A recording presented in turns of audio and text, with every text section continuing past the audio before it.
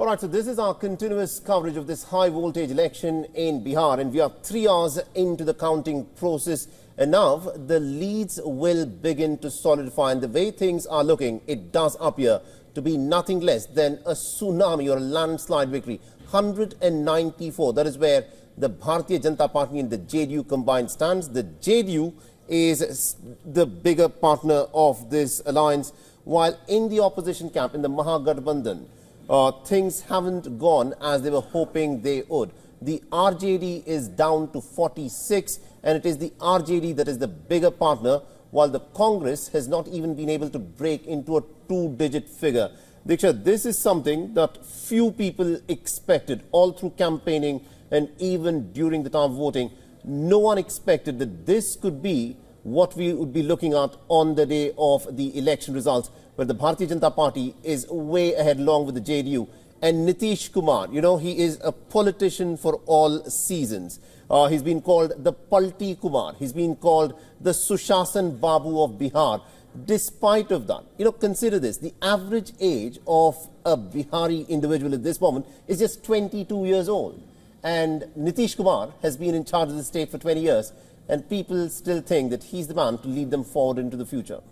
Absolutely, Sali, and these are rather colourful adjectives. And now it's safe to say that now that we are 3 hours into the counting, the trends are emerging to be pretty clear. This time, the state has created history by recording a voter turnout of 67.13. And it is the highest since 1951, as we've discussed, while 62.98% of male voters cast their vote. It was women this time who outshone the male population, whereas the turnout here was 71.78. Right. Setting a new benchmark in Bihar's electoral history, I must say. Indeed. And also joining us on the broadcast, we've got with us Ms. Nalini Singh. She's joining us from Delhi. She's a senior journalist. Ms. Singh, thank you very much for joining us here on WION.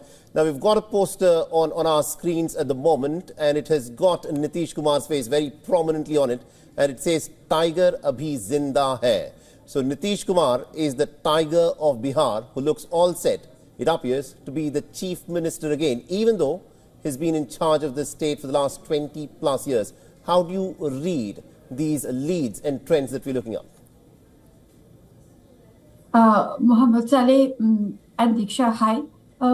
It is Tiger Abhi Zinda Hai, but tiger in winter. And I would say that Nitish Kumar has done extremely well in terms of communicating that he has a heart for the extremely backward communities who are constitute about 36% of the voting population.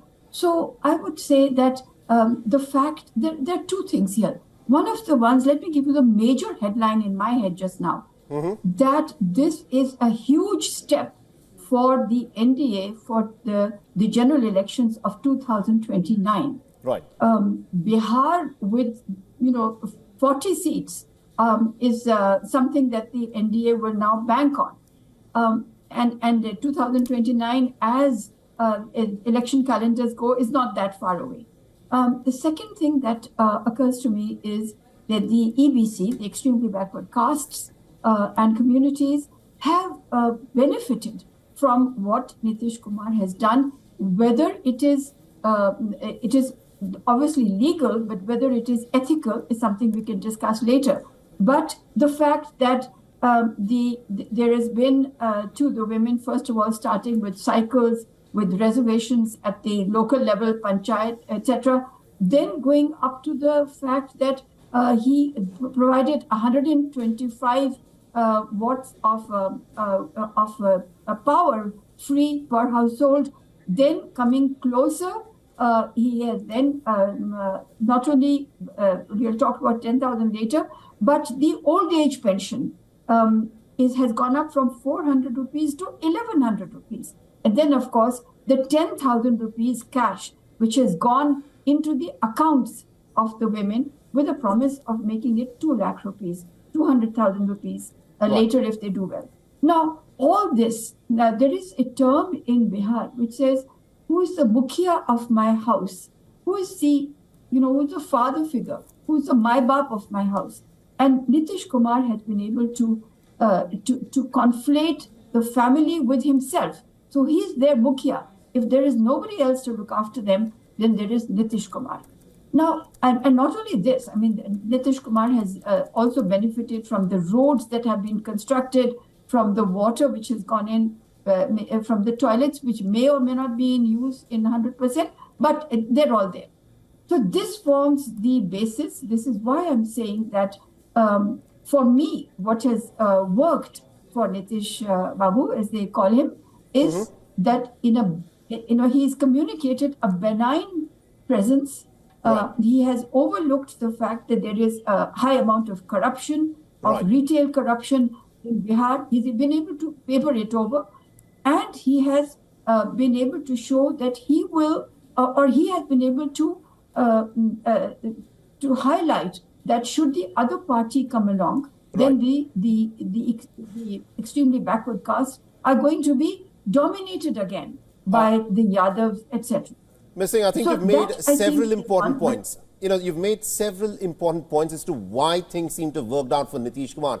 But the fact is there is this huge demographic of Bihar that in fact is forced to migrate out of the state to seek out employment. And these are the figures put out by the Bihar government itself, where it says that 74.54 lakh, there is more than 7 million young Bihari men and women leave the state looking for employment in other parts of India.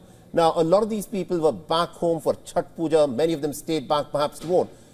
How do you think the migrant Biharis have voted this time around? Because looking at the result, these leads that are coming out, they seem to have gone in favor of Nitish Kumar.